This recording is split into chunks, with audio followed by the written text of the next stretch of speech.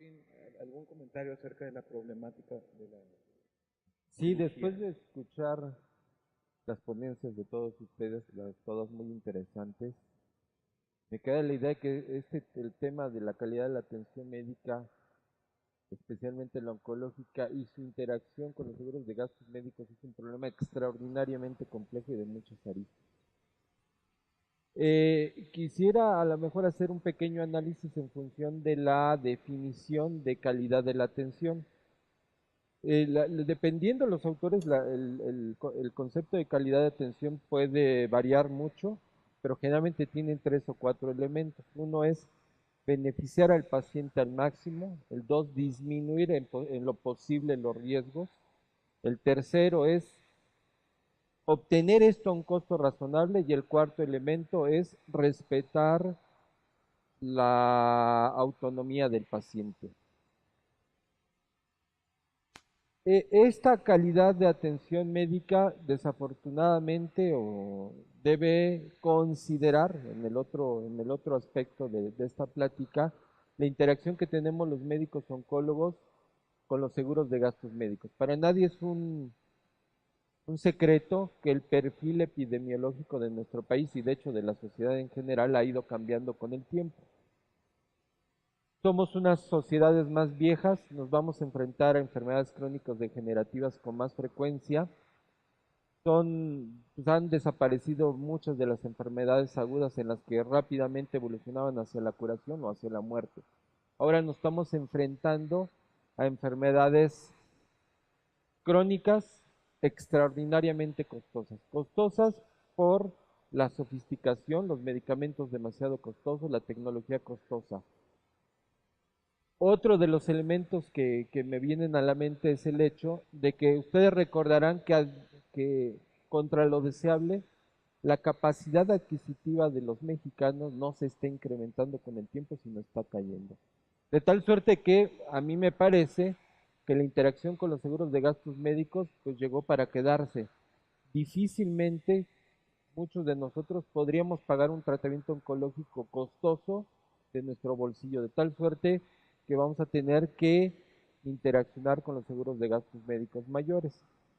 Pero de escucharlos a todos ustedes me queda muy claro que esta interacción es muy defectuosa. Y la interacción es muy defectuosa desde el principio, desde el inicio, en que es muy impersonal.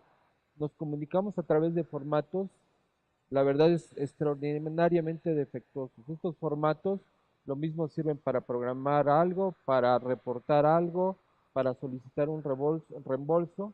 Son formatos con preguntas muy generales, a veces no parecen tener ninguna relación con el problema del médico y el paciente, de tal suerte que pues, uno genera información también imprecisa, que seguramente está haciendo que también les cueste más trabajo a las compañías aseguradoras autorizar un pago o programar un tratamiento.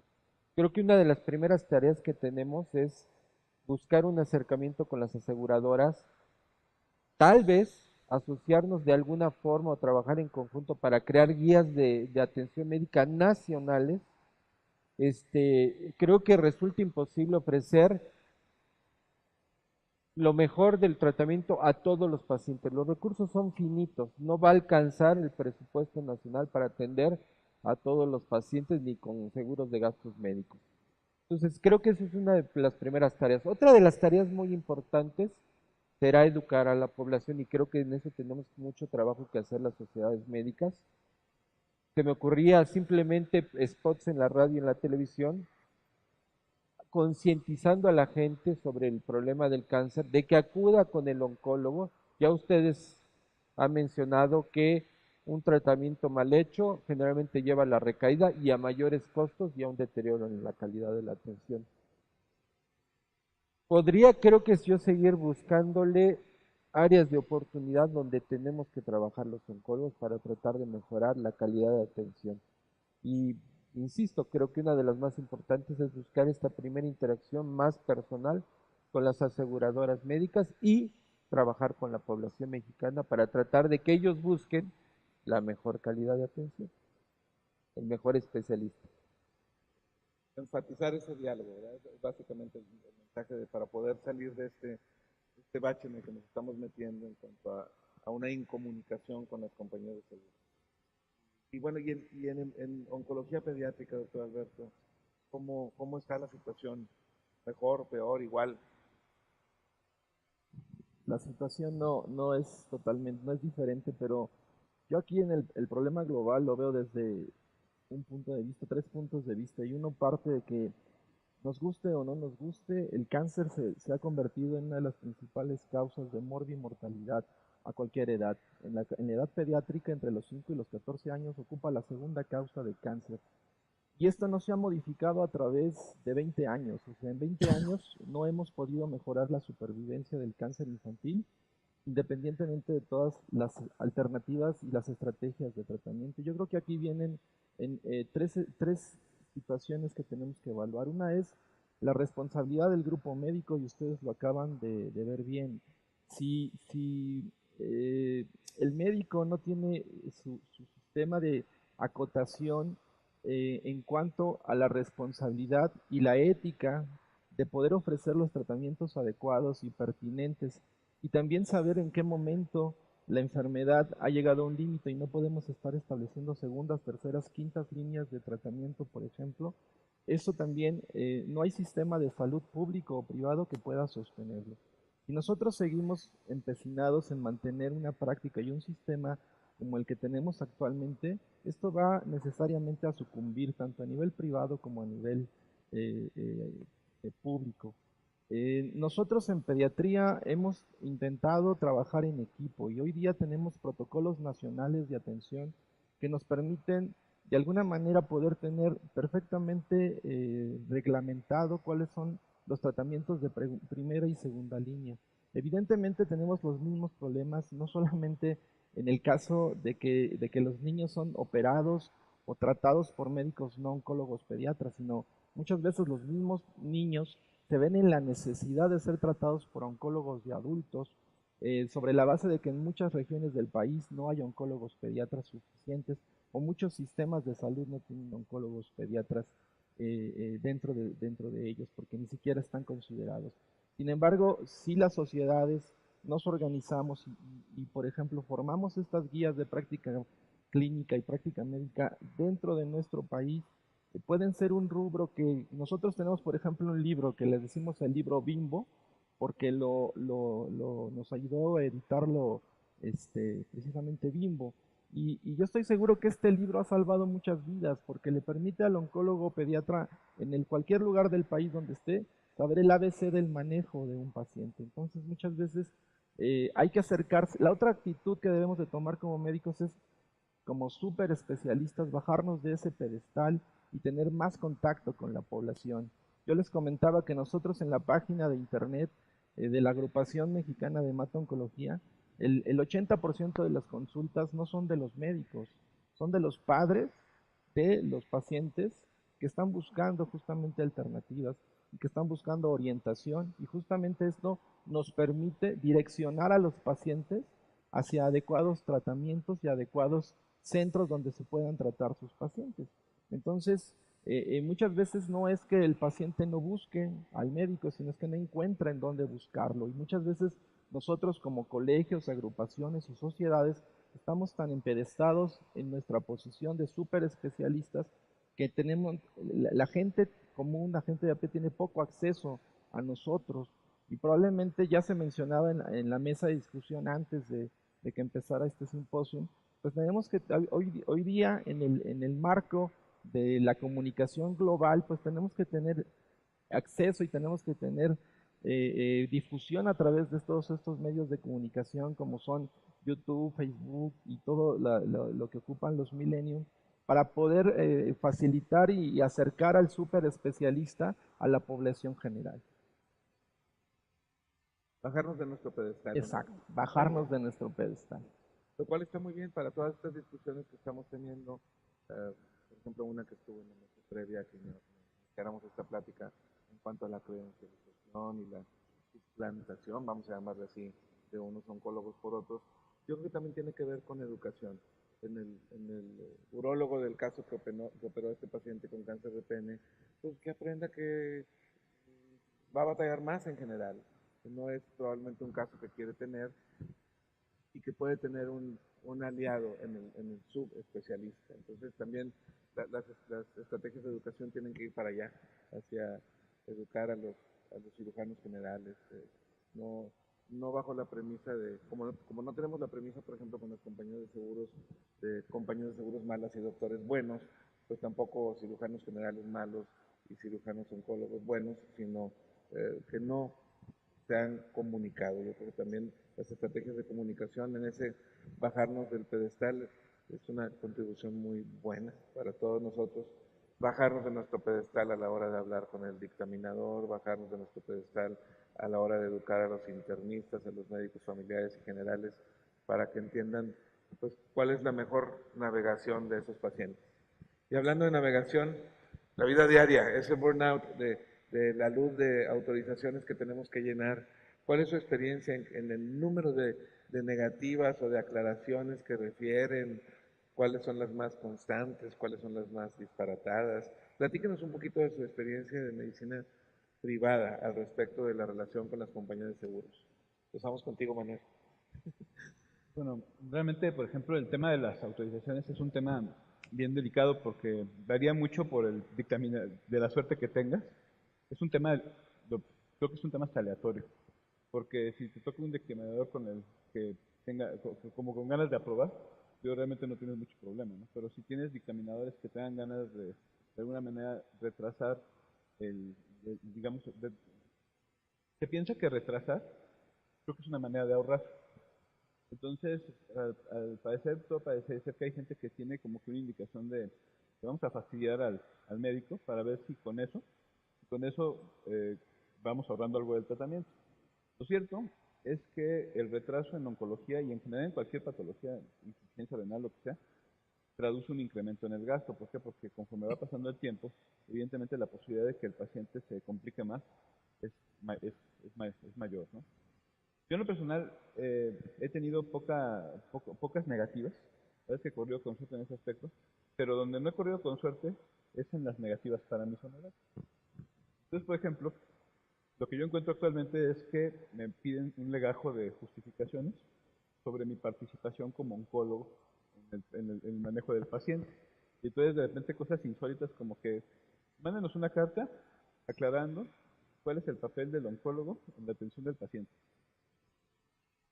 Bueno, pues, que, como cuál será el papel, ¿no? Sino simplemente tú estás decidiendo el tratamiento, cuál es la estrategia de abordaje diagnóstico, cuál es la estrategia terapéutica, hacia dónde va a manejar el paciente, y por otro lado, pues estás resolviendo las complicaciones del paciente, porque todos estos pacientes, nuevamente uno pensaría, no es un momento en la atención de que es nada más, en mi caso, la aplicación de la quimioterapia, sino son todas las complicaciones y urgencias y circunstancias que pueden pasar alrededor del paciente. Lleve usted la bitácora de atención del paciente. O sea, tiene que ir firmada por ti y por el paciente, anexada a una identificación del paciente. Posteriormente, mande las copias de las hojas, de las notas clínicas por cada ciclo. Y así vamos por cada uno de los temas. Y al final del día, pues sí me parece que el problema más delicado que por lo menos yo veo generalmente en mi práctica, más que negativos, son sobrecargas burocráticas para tratar de retrasar primero la atención y segundo, para tratar de retrasar el pago. Lo cual representa cada vez más tiempo de tu práctica, ¿no? Claro. Y que te lleva a otro tipo de estrategias, como tener que, y que es parte de lo que yo comentaba en mis diapositivas, que es parte de este tipo de, cuando tú le dices a un paciente, ¿sabe qué? Pues prefiero mejor negociar mis honorarios con usted, porque simplemente la aseguradora me está tardando 6 meses, un año en pagar, o simplemente algunas aseguradoras no pagan, pues entonces el paciente es cuando encuentra este tipo de digamos que de mala opinión, o más bien de mala opinión sobre el producto que se le vendió, porque al paciente cuando se le vende el producto de una aseguranza te dicen, no, es que cubre todo, cubre los honorarios, cubre los mejores hospitales, cubre los mejores médicos, y lo cierto es que ni cubre los mejores médicos, ni cubre los mejores hospitales, ni cubre todos los honorarios. Entonces, se termina diciéndole al paciente un tema que es relativa, o sea, son verdades y mentiras y mentiras a medias. Entonces, ese tipo de circunstancias que son administrativas y que son de producto, terminan impactando en la relación médico-paciente. Y les voy a poner un caso clínico que tuve de una paciente de cáncer de vejiga que entra a un tratamiento preservador de vejiga. Entonces, la revisamos, entra un tratamiento preservador de vejiga, venía referida de un urólogo que evidentemente cuando le comentó que venía de pelearse con un urólogo, porque pues evidentemente el urólogo dijo, para que yo te pueda operar, primero me tienes que pagar los honorarios porque a mí el tabulador de la aseguradora pues simplemente no me convence, me pagas mis honorarios y te opero. Va viendo varias opiniones y llega hasta la posibilidad de un tratamiento preservador de vejiga. Le damos el tratamiento preservador de vejiga, lleva quimio, gemcitabina, etcétera, se le hace radioterapia con quimioterapia. La paciente hace respuesta completa y se cura. Y entonces de repente, pues, en el tema de la gestión de honorarios, pues llega y pues bueno, pues ¿sabe qué? Pues tabúlenme los honorarios, ¿usted? Mándenme el papel. ¿Qué papel jugó usted en el tratamiento de esta paciente? ¿No? Y ya le digo, oye, ¿sabes que me están pidiendo esto? Pues, y que también fuera eso certificado por el paciente, o sea, que el paciente hiciera una carta diciendo el doctor sí me trató y a mí me consta que pues, hizo las cosas bien y etcétera, pues, cuando el resultado clínico ahí estaba, ¿no? Entonces, pues, básicamente, al final del día, pues, la paciente le dije, bueno, pues, terminó pagando los honorarios, mis honorarios, más que porque la suma de la aseguradora, más que por una circunstancia de quererlo pagar, pues porque se apenó la paciente de que la aseguradora nunca pagó los honorarios. Entonces, ese es el tipo de temas que van extra paciente y extra manejo de la patología, que terminan técnicamente, lamentablemente, muchas veces haciendo que hasta los pacientes se vayan con otro tipo de médicos, o al final ya no esté con el médico que libremente tiene el derecho de escoger, que ese es el otro tema. O sea, de repente hay una tentación ahorita, ya no voy a extender más, para tratar de encauzar la atención del paciente, cuando existe un derecho legal del paciente y derecho legal del médico, del paciente para elegir al médico y elegir dónde se quiere atender, y del médico para elegir cómo, la libertad que se llama libertad de prescripción. Así es. Y cómo la presión que va a tener toda esta carga administrativa. Le platicaba yo a la mesa que hace 20 o 25 años me tocó ver cómo funcionaba el consultorio médico de un médico en Estados Unidos. Y era el médico con un ejército de personas, una enfermera, un asistente médico, un codificador para poder cobrar mejor los diferentes procedimientos, un administrador de la práctica, dos secretarias. Entonces, ese tipo de cosas van a tener que estar pasando. El estar dictando cartas y cartas y cartas, mientras más ocupados estamos, se vuelve una situación insostenible y tiene uno que tener más personal. Por eso, en la medicina privada, una situación que será muy recomendable es la de asociarse entre varios oncólogos para tener menos problemas de costo de la magnitud de personal que se requiere. Uno solo ya no va a poder ni uno solo navegar, ni ayudarle a navegar al paciente en el complicado entorno de las compañías de seguros. Y bueno, ustedes han visto que las compañías de seguros tienen intermediarios, dictaminadores que ayudan a hacer el trabajo sucio, el trabajo de rechazos, de preguntas, lo que en investigación se llamaría, doctor Juárez, queries. Están constantemente mandándonos aclaraciones y es posible que hayan identificado el panel o nuestros colaboradores que nos están observando acerca de la labor de esos dictaminadores externos. ¿Qué opinión les merece? ¿Qué áreas de oportunidad ven? ¿Les ha tocado que sea más benéfico o más problemático? Cuéntenos sus experiencias, por favor. Yo en ocasiones he sido interconsultado como segunda opinión por la aseguradora. En ocasiones me mandan al paciente, en ocasiones me habla alguien de la aseguradora para pedirme una orientación si el otro oncólogo está haciendo lo correcto. En otros casos, estos intermediarios son facilitadores de los procesos administrativos entre el paciente y nosotros los médicos, y en otras ocasiones son los que obstruyen, porque son los que cada rato hay que estarles mandando informes y aclaraciones, pero es muy curioso porque dentro de una misma aseguradora, dos pacientes pueden tener historias totalmente distintas. Una paciente que se le facilita todo y que todo le autorizan, y en esa misma aseguradora, con esa misma póliza, otra paciente que no le autoriza nada. Entonces creo que también dentro de las aseguradoras existe un área ahí de oportunidad. Lo que yo creo como de forma global, que sí me gustaría expresar, es que son tres los que intervienen en el proceso de atención de calidad.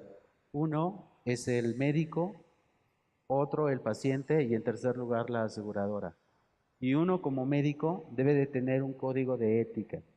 Y para eso existen las sociedades y para eso existen las agrupaciones y los colegios, para la buena praxis y para vigilancia de la buena praxis y evitar que el paciente sea maltratado y abusado por un suplantador de funciones, un médico que no debe de tratar, y para eso están los colegios y las sociedades. Ese es el número uno. Número dos es el paciente. El paciente tiene que informarse qué tipo de póliza tiene, qué tipo de procesos tiene que hacer, qué tipo de procesos administrativos, qué tipo de póliza está adquiriendo, cuáles son los derechos que tiene su póliza, porque resulta que no la conoce y se la venden como si fuera la última maravilla, cuando en realidad le ponen muchas restricciones. Y el tercero, que son las aseguradoras. Me parece que es una área de oportunidad porque no existe un ente regulador de aseguradoras. Es decir, nosotros tenemos que impulsar esa normativa que ejerza un poder sobre las aseguradoras. La Conducef o a lo mejor la CONAMED, al final de lo único que se trata es de resolver temas de controversia, pero no modificar contratos entre el asegurado, el médico y la aseguradora. Entonces me parece que hay un eslabón ahí, una normativa de ejercicio adecuado, con calidad, de excelencia. Esa sería mi opinión. Sí, Yo creo que participa un cuarto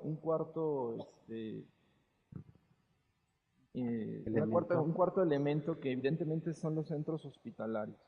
Muchos centros hospitalarios, hay desde los muy grandes que tienen comités de ética y comités científicos y direcciones médicas y comités de credencialización, pero también existen los intermedios y los muy pequeñitos en donde el objetivo básico del hospital es meramente comercial. Y esto hace que necesariamente se generen algunas prácticas que son inclusive perversas, ¿no? Como por ejemplo el ofrecer consultorios o ofrecer ciertas cosas de acuerdo a la ocupación o a la productividad de los médicos. Entonces, todo eso hace que la práctica muchas veces también se vaya pervirtiendo. Y muchos médicos realizan una práctica inapropiada con tal de mantener algunos beneficios que ofrecen los centros hospitalarios. Pero también los centros hospitalarios deben de estar garantes de esta credencialización y de esta no usurpación de las funciones. Y inclusive en grandes hospitales a mí me ha tocado ver que algún cirujano toma alguna decisión oncológica sin serlo y que aún la dirección médica está enterado, pero no se pueden meter con ese cirujano en particular porque representa un interés comercial importante y entonces se le permiten muchas veces cosas que no deben hacerse. Entonces yo creo que aquí la responsabilidad es compartida. Y también el paciente, ¿no? Muchas veces el paciente deroga toda la responsabilidad, por ejemplo, de los honorarios médicos sobre el médico mismo y entonces él se desentiende y de repente el médico tiene que encargarse de todo este proceso burocrático de cobrar y el paciente prácticamente dice, ahí está mi seguro y yo no intervengo. Y esto muchas veces yo lo he cuestionado con algunos seguros, demerita y deteriora la relación médico-paciente, que debería ser una relación frontal de confianza. Cuando ya interviene un interés económico y, por ejemplo, el seguro no le paga a uno y el proceso médico sigue, uno no puede dejar de atender al paciente. Y evidentemente eso pues también limita la relación directa entre el paciente porque al no haber una retribución por el servicio, pues se va deteriorando una relación y a veces eso también coapta uno de los factores más importantes que se ha mencionado aquí, que es la libertad tanto del paciente para elegir a su médico, como la libertad del médico para ejercer su profesión. Muchas veces el seguro interviene ahí como un factor que obstruye esta relación.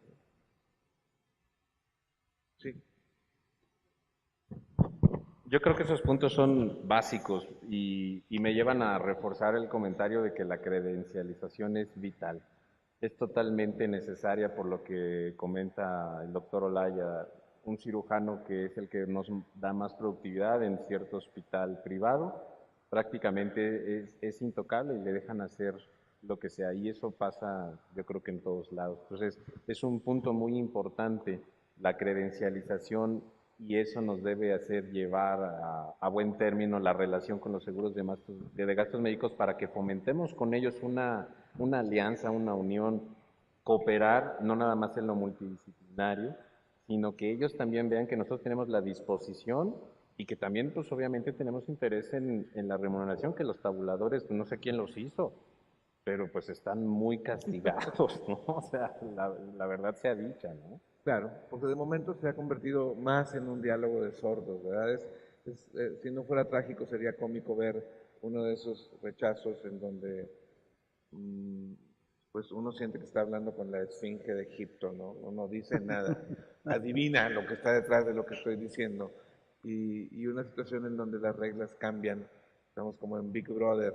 El otro día me tocó una paciente para aplicarle ablación ovárica con goserelina, porque ya se le ofreció cirugía, pero dijo que lo iba a pensar.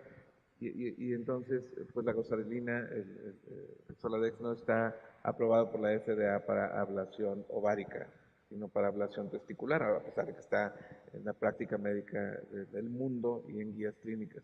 Entonces ahora sí está en guías, pero no está en la FDA, y entonces te cambian, es Big Brother, te cambian las reglas y se vuelve complejo tratar de hacer esto. Generamos cirugías administrativas.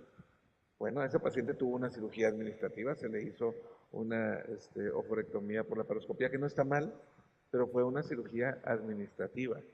Otros ejemplos que me vienen a la mente son de un paciente octogenario con la clínica de un cáncer de páncreas, con un CA19-9 de más de 10,000, con un tumor en el páncreas, con un ECOG 1 o 2 que no se le ofreció tratamiento de quimioterapia, pero se le ofreció tratamiento de apoyo de cuidados paliativos, de hospitalización en su momento, y el seguro no pagaba hasta en tanto no hubiera una biopsia.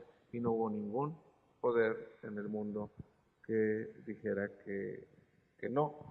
En guías clínicas no hay ninguna. Por eso es que las guías clínicas no son la constitución de la oncología. Eso es algo que también tienen que entender. O sea, no hay ningún espacio en las guías clínicas para no hacer una biopsia. Pero aquí estaba este octogenario que no iba a recibir quimio, que necesitaba atención digna. Pues se le hizo lo que yo llamo una biopsia administrativa. ¿Quién es el responsable legal de que la biopsia administrativa se complique? ¿Quién? Entonces, hay ciertos vacíos que se van a ir llenando por ahí a base de experiencia. Pero no sé si ustedes tienen experiencias también con cirugías administrativas, por ejemplo, o procedimientos no necesariamente indicados por el médico, pero que los exige el llenar el formato de la compañía. Ricardo platicó este caso del Mamaprint, que es un caso que lo hemos estado escuchando repetidamente en el Colegio Mexicano de Oncología, en donde técnicamente se encausa, o sea, se le determina al paciente que antes de recibir una atención médica tiene que hacerse un Mamaprint o tiene que hacerse una plataforma molecular, lo cual es bastante delicado porque también te habla de ciertos quizá, compromisos que las mismas intermediarias o las aseguradoras están tomando como para poder hacer, voy a decirlo así, venta de estos productos y a su vez tener cierto tipo de ganancias o beneficios. No sé, que además esos beneficios se hacen sobre la suma asegurada del paciente, ¿no? Porque al final quien paga de este tipo de prescripciones administrativas no médicas es la suma asegurada del paciente, ¿no? Entonces, hay que tener mucho cuidado con eso porque evidentemente, así como se dijo ahorita, hay una tendencia a pervertir o a hacer una perversión de la profesión. Y yo sí quiero recalcar en esto de la libertad del médico y de la elección del paciente, o sea, la libertad del paciente para elegir a su médico la libertad del médico para elegir dónde y con qué tratar a su paciente. O sea, digo, siempre y cuando esto esté dentro de un marco ético, ¿no? Porque también, tú lo has visto en el colegio, hemos tenido muchas recetas hechas de gente con las calificaciones y las competencias de cosas insólitas. O sea, digo, no, o sea, nada más lo voy a buscar así. Y claro, bueno, elegir a tu médico igual cuesta.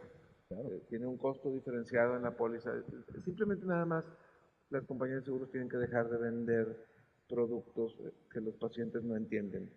Que no entienden. Es como, no sé, como cuando nosotros hacemos un consentimiento informado de un procedimiento y en realidad no le explicamos nada al paciente. Pues, tenemos que animarlos a que también los pacientes entiendan las limitantes de su seguro y participen en su autocuidado. Pero eso va a ser un reto constante que sí tenemos que, esta mesa pretende ser un diálogo de inicio entre los ilustres representantes de estas sociedades que nos acompañan, de cómo poder empezar a hablar de esto y no desde el ustedes y nosotros, sino desde la comunidad de la oncología. Un ejemplo simple es que yo no lograba entender, o no me interesaba, no lo sé, lo que es una mutualidad. En alguna ocasión, pues lo aprendí a la mala, porque alguien de una compañía de seguros nos lo explicó cuando nuestra empresa salió de ser proveedor de esa compañía de seguros, y con el pretexto del costo, aunque nosotros defendíamos que costábamos menos, lo que sea. Entonces decían, es que nosotros trabajamos para una mutualidad, o sea, la meta del trabajo de la compañía de seguros es proteger a la comunidad de gente que paga un seguro. Los enfermos, pues son una liability, como dicen los gringos, es una carga, un peso, y no es el centro principal de la atención, por lo menos el primero es la mutualidad. Si lo pusiéramos en doctores, es como si los doctores dijéramos que nuestro centro principal de atención no es la persona que está sentada enfrente de nosotros, sino la sociedad en su conjunto. Entonces es un conflicto interesante que hay que discernir. Vamos a empezar a cerrar nuestras intervenciones y empezamos contigo. Sí, no contigo, lo que vayas a decir y un mensaje filosófico final. No, pero es que lo que dijo el doctor Magallanes, o sea, si el seguro lo que quiere, bueno, se respeta la libertad del paciente y del seguro, yo creo que al seguro le convendría de, oye, tu diagnóstico es de tal enfermedad, tu especialista no es de tal enfermedad. Entonces, si a mí seguro me interesa lo que tú estás diciendo, de que queremos proteger a nuestra población que nos contrató, yo creo que es crucial que el seguro sepa a quién tendría que sugerir, porque obviamente no lo podría imponer, lo tiene que sugerir, decir, esta enfermedad es para tal y tal y tal especialidad, estos son mis médicos, ahí tú ve. Ya si el paciente opta por, no, yo me quedo con Juan Camaney, que es mi gastro y él me salva, ya no podemos hacer nada, ¿no? Pero la obligación moral, yo considero que debería ser del seguro decir, espérame, este es un cáncer, esto es para otra situación. Yo insisto mucho en el tema de la credencialización, que debe ser vital, porque no por nada nosotros hacemos una subespecialidad más, un consejo más, años más de entrenamiento, no es lo mismo de hacer un año o un cursito en el extranjero de unos meses y ya decirnos que yo puedo operar cáncer. Ese es mi mensaje. La credencialización tiene que ser a nivel de nuestros hospitales y a nivel de las compañías de seguros. Claro. Y ser impulsada intensamente por nuestra sociedad. Ese es el mensaje. Muy bien. La doctora Poitevi. Yo creo que la primera cosa, como la dije antes, es la educación para todos, desde los pacientes, los seguros, todos tienen que saber en dónde estamos parados para que reciban la mejor atención, que es nuestra meta principal. Y lo segundo es las ideas que se han vertido acerca de que las páginas de las sociedades tengan una información para pacientes que sea al nivel, como hemos dicho, bajarnos del pedestal a lo mejor, y que se entienda lo que es la especialidad y dónde tiene que ir el paciente cuando esté enfermo de eso. Y no haya Juanes Camanéis en la vida de la gente. Gracias. Gracias. Muy bien. Doctor Olaya. Yo creo que la responsabilidad es compartida, gran parte es del médico, Otra parte importante del paciente, de los hospitales y de las sociedades médicas. Yo insisto en que la libertad que tiene el paciente del derecho de elegir a su médico, no podemos obligarlo a que una aseguradora le asigne un médico porque prácticamente sería lo mismo que pasa en el sistema público. Pero sí podemos acercarle al paciente y a los médicos la información necesaria para que esta decisión de seleccionar a su médico sea una decisión informada y le permita seleccionar al mejor dentro de un catálogo de opciones y con la libertad que esto le permita, ¿no? Entonces yo insisto en que nosotros como sociedades médicas, como grupo médico, como Sociedad Mexicana de Oncología, debemos aperturarnos no solamente hacia los seguros, no solamente hacia los médicos, sino también hacia la educación a la población general para que sepan dónde y cuándo acudir con su médico oncólogo de preferencia. Muy bien. ¿Y la posición del colegio, doctor Villalobos, cómo vamos a funcionar? Sí, el colegio surge como una necesidad de la buena praxis, de la medicina de calidad con ética y responsabilidad. Me parece que el colegio, como una entidad legal, debe de supervisar, debe de salvaguardar al paciente y debe de vigilar la buena praxis del oncólogo médico. En conjunto con el Consejo Mexicano de Oncología y con la Sociedad Mexicana de Oncología, debemos de unir esfuerzos para acercarnos a las aseguradoras y firmar acuerdos donde las aseguradoras tengan la garantía de que los pacientes van a llegar con el especialista correcto de primera instancia, certificado. Es muy sencillo, el paciente puede meterse a la Federación de Colegios y ahí busca el nombre del médico y su especialidad y ahí aparece su certificación por el consejo de su especialidad y eso le va a dar una garantía. Eso sería muy importante para llevar el mensaje. Punto número 1. Punto número 2, el paciente debe de pedir una segunda opinión. Yo sí creo que el paciente debe de irse con otro especialista para ver qué le dice otro especialista, porque eso va a permitir tomar una mejor decisión. Y el tercero es buscar las herramientas como médicos y como pacientes para que los gestores en la administración de seguros sean los adecuados para facilitarle al paciente y al médico su trabajo y la relación médico-paciente. La Sociedad de Oncólogos Quirúrgicos, ¿qué antigüedad tiene, doctor Martín? ¿Qué, perdón? La Sociedad de Oncología Quirúrgica. La Sociedad de Oncología Quirúrgica nació como una necesidad para tratar de reforzar los contenidos académicos en relación a la oncología quirúrgica y yo diría es un complemento de la Sociedad Mexicana de Estudios Oncológicos. La verdad es que no nació como una asociación gremial, sino más bien académica, pero eso pues no nos impide opinar al respecto. Otra de las, diría, para no repetir lo que hemos comentado en cuanto a propuestas para mejorar nuestras relaciones con las aseguradoras médicas, pero sobre todo la calidad de atención para el paciente oncológico, que platicábamos al inicio de la preparación de esta plática, es que creo que estamos en capacidad, si nos asociamos, para proponer una norma mexicana para la atención del paciente oncológico, que tienda a regular de mejor manera la atención para el paciente, pues para buscar simplemente el beneficio de ellos y, ¿por qué no? Pues pensar en que ello pudiera redundar en una mejor remuneración tal vez o mejor reconocimiento para los oncólogos. Muy bien. Doctor Manuel Magallanes. Yo lo único que quisiera reforzar es un tema que estuvimos revisando, es esta fragmentación del modelo, en donde lo que tenemos que ir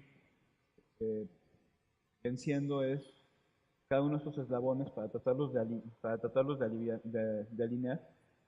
Y por último, tratar de entender que yo quisiera decir que estos conceptos de clientelismo médico, de clientes en lugar de pacientes, es un tema que como tendremos que irlos quitando. O sea, porque aquí estamos hablando no de productos tangibles como hamburguesas o tacos, o sea, estamos hablando de personas que tienen problemas muy serios de salud y personas que vienen y nos ponen en la mano la vida, ¿no? Entonces, hablar de clientes en lugar de hablar de pacientes, hablar de personas que se están muriendo de esto o que están muy, muy lastimadas, es un grave error de concepto. Y yo quisiera como que hacer la decisión de quitarnos este tipo de idea de clientelismo médico. Totalmente de acuerdo. En nuestra organización el lema es personas cuidando personas.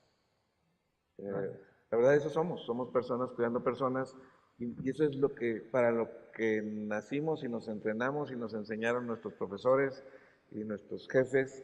Y para este nuevo entorno, en donde vamos a ser personas cuidando personas, pero en un entorno en donde hay un factor inevitable que es el financiero, es para lo que esta sesión se generó. Es un diálogo nuevo, es un diálogo inédito, primero porque, bueno, excepto porque tú y yo no somos presidentes de nada, aquí tenemos presidentes de sociedades muy, muy valiosas, realmente un reconocimiento muy afectuoso a la Sociedad Mexicana de Oncología en la persona del doctor Gregorio Quintero, porque logró que se abriera este diálogo y esta puerta para poder realmente empezar a entender que nuestras sociedades tienen que ver al paciente integralmente. Y este aspecto que tocamos hoy, no sé si antes, pero no lo creo, realmente no se había tocado y esperemos que se siga tocando, no nada más a nivel de conversaciones esporádicas, sino incluso de reuniones específicas de trabajo dentro de los congresos o con congresos específicos para tal efecto. El tema es mucho, muy complejo y si no lo entendemos nos vamos a quedar atrás nosotros, pero sobre todo nuestros pacientes, que van a estar inermes, incapacitados de navegar en este sistema. Entonces, pues le damos muchísimas las gracias a todas las personas que nos acompañaron en este panel de discusión. Creo que es una primera conversación muy interesante, reúne a jugadores interesantes en el área, pero la segunda parte va a ser dialogar realmente con representantes de las compañías de seguros para poder no estar en un diálogo de sordos, sino en una comunicación fluida, porque como les decía al principio, la solución de este asunto tiene que ser prismática, tiene que venir de todos lados, no es unos contra otros, sino cómo aliarnos, cómo estar en equipo y en comunicación para obtener los mejores resultados con una medicina de valor. Ese tema va a estar rondando más y más en nuestras cabezas y en las cabezas de los médicos jóvenes que se están entrenando, pues ya desde ahorita hacer evaluaciones de valor de todo lo que se hace. No meter a pacientes de quimioterapia en el último mes de su vida, eso debería ser un indicador de calidad. ¿Por qué tantos pacientes están en quimioterapia en el último mes de su vida o para el caso en cirugía o en radioterapia? Esos son factores de calidad internacionales que alguien tiene que medir y probablemente nuestras sociedades empiecen a hacer. Les agradezco mucho al panel su participación, fue una conversación muy agradable, muy entre amigos y creo que le va a ayudar en un futuro cercano a nuestras sociedades a conducir un mejor camino para navegar este nuevo entorno. Muchas, muchas gracias. Gracias.